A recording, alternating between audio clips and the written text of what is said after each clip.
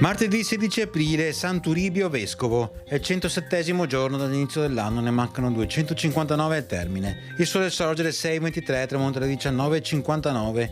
La luna si leva alle 12:13, tramonta alle 3:32.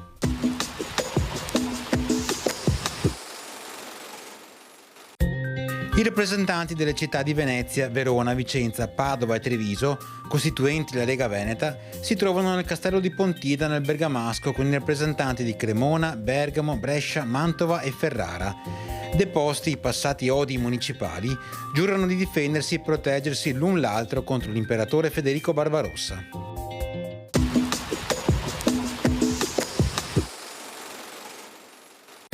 Le previsioni per domani: nuvolosità variabile alternata a schiarite, con tratti di instabilità soprattutto dalle ore centrali in montagna, dove sarà più alta la probabilità di qualche precipitazione a carattere nevoso oltre 1200-1500 metri. Temperature in ulteriore sensibile calo.